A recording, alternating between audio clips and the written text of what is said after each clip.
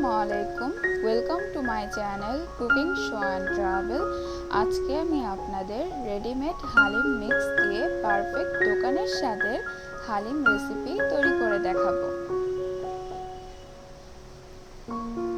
এখানে আমি 1 কেজি পরিমাণ মাংস নিয়েছি। মাংসগুলোকে এরকম ছোট ছোট টুকরো করে কেটে নিয়েছি। এখানে আমি রেডিমেড ডাল মিক্স নিয়েছি। ডাল মিক্স নিয়েছি 4 কাপের মতো।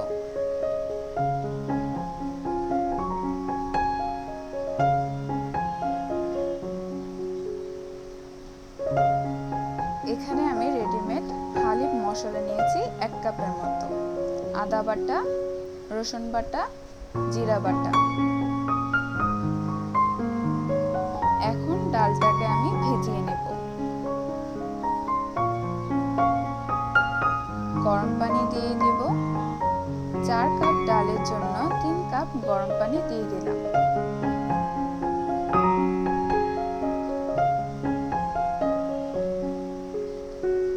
এখন ডালটাকে হালকা নেড়ে দেব যাতে জমাট না বাঁধে। এখন ডালটাকে আমি আধা ঘন্টার জন্য ভিজিয়ে রাখবো।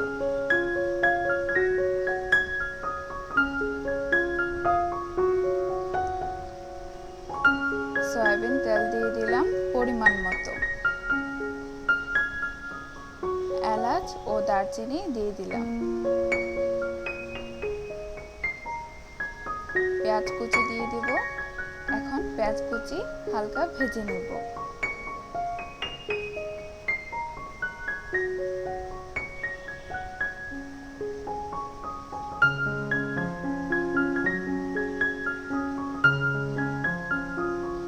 ভাজা হয়ে গেছে।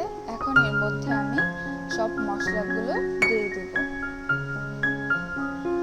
আদা বাটা, রসুন বাটা ও জিরা বাটা দিয়ে দিলাম।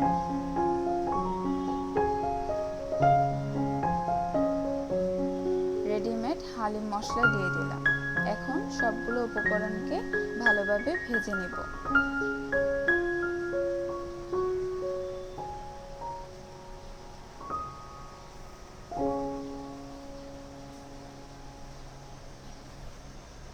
এখন এর মধ্যে আমি গরম পানি দিয়ে দেব পরিমাণ মতো।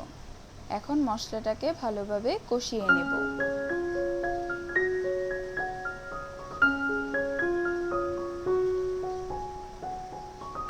মশলাটা ভালোভাবে কষানো হয়ে গেছে।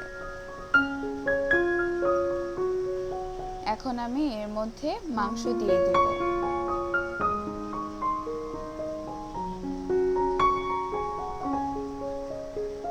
এখানে আর পানির প্রয়োজন হবে না। আপনারা মাংসের পরিমাণ বুঝে পানি দিতে পারেন।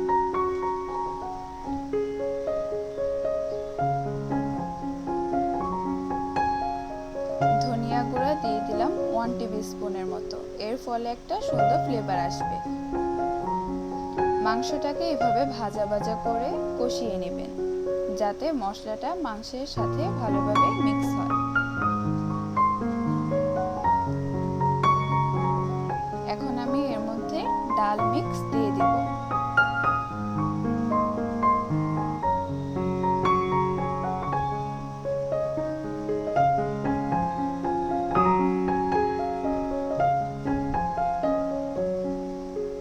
এখন পানি দিয়ে দিব। এখানে আমি গরম পানি নিয়েছি 9 থেকে 10 কাপের মতো।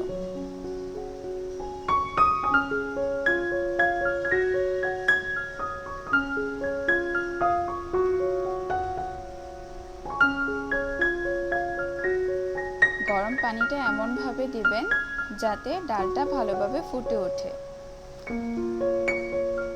এটাকে 5 মিনিট পর পর নাড়তে হবে যাতে নিচে দিয়ে না লেগে যায়। হালিমটা যখন প্রায় হয়ে আসবে তখন এর মধ্যে ধনিয়া পাতা ও কাঁচামরিচ কুচি দিয়ে দেবেন।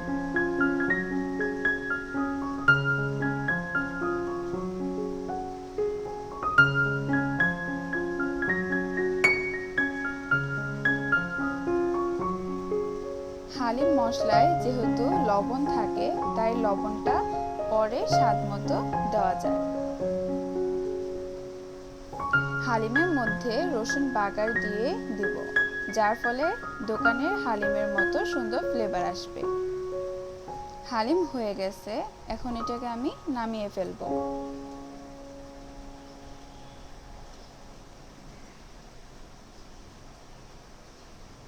এখন আমি হালিম পরিবেশন করব। দেখুন, হালিমটা বেশি ঘনও হয়নি, পাতলাও হয়নি, এবং এর থেকে একটা সুন্দর গ্রানও আসছে।